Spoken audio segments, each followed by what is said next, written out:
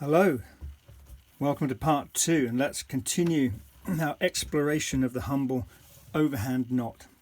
So in part 1 we looked at the overhand knot and the ways we could use it singly, as a double overhand knot, even as a triple overhand knot, and we looked at its use as a stopper knot. So let's explore it a little bit further.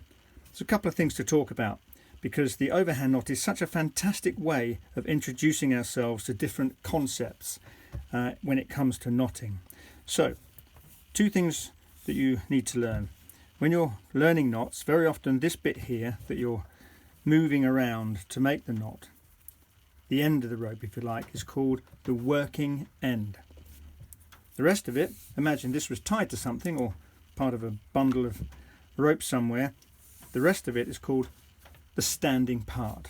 So this is the working end and this is the standing part.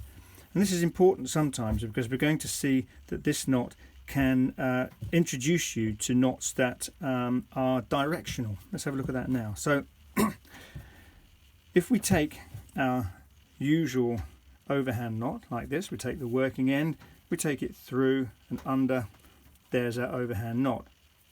If we give ourselves a little bit more working end and we take the working end about here, we take it round and poke it through the loop, but we don't pull it all the way through. We leave a tail end sticking out. Now we can see a very interesting thing happens when we dress this knot up. What happens is when there's a tension on the standing part, it basically locks itself. You see that? You see how the tension on the standing part locks the loop onto the tail end, onto the working part. This is very useful. If you, for example, had tied this to something, which indeed I have, you can see how that would act as a stopper knot. It would stop it pulling through whatever you tied it to. But with a swift tug on the working end, it would come loose. Quite a useful thing to be able to do. So let's have a look at that again. There's the working end. Take it a little bit further up than normal. Take it around and through the loop just like you would for an overhand knot, but you don't pull the tag all the way through. This is sometimes called a slip knot. And as long as there's decent tension on the standing part of the line, this will hold reasonably firm. And it's a quick release knot because you can pull on that and it will come undone. Now this is directional because if you do it slightly differently, it becomes a very different thing. So let's turn this over, and now we're going to work with the standing part and not with the working end. So here's the working end, here's the standing part. Let's do exactly the same thing but using the standing part. Wrap it around, through the loop and pull it up tight. Now we have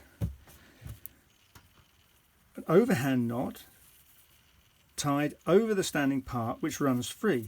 And you could use this as a simple noose, sort of thing you might use to tie a snare, for example, if you were so inclined. Or it's the sort of thing you might put around, this here is called a thimble, which is used to protect loops in ropes when they're fixed to something else. And as you pull on that, the more you pull on it, the more it tightens up against itself. This isn't probably the knot you'd use for this case, but it just illustrates the point. So that's a simple noose. This might be used in tying something to a sail, let's say. Now, confusingly, you'll find that when you start learning knots, the same knots have different names in different places, a bit like flowers do, and when they're on boats they have different names altogether. So when you tie a rope to a sail, let's say, let's pretend this is the foot of a sail, it's no longer called a rope, it's called a sheet. And you'll see knots referred to, for example, the sheet bend, which is a way of joining ropes on a sail. Anyway, let's have a look at this. So what we're going to do, we're going to put our rope through the eye, through the foot of the sail, and then we're going to tie an overhand knot around the standing part. So you recognize that it's exactly the same as we just did with that simple noose. You've got the overhand knot running freely up and down the standing part, and the more you pull on that, the more it tightens. But if that was moving around a lot, this, you can see how that would work free quite easily, and when it comes loose it starts to come apart. So you could stop that by using our trusty overhand knot again. Let's do it there. There's the loop, there's our overhand knot to produce a running noose, and then what we could do, we could put another overhand knot in this tag end, and that would stop this from working through the main part of the noose. Already it's a much more secure knot and would take a lot of pulling and jiggling before it came apart. So there's a few more ways to tie the overhand knot. Let's run through it very briefly again. So first off, simple overhand knot, loop, underneath and through. Then slightly longer working end, take it around, don't pull the tag end through, and you have a quick release stopper knot. Now if we use the standing part, wrap it around the working end and pull that through, we have a simple noose, and you can make that more secure by tying another overhand knot into the tag end. There we are.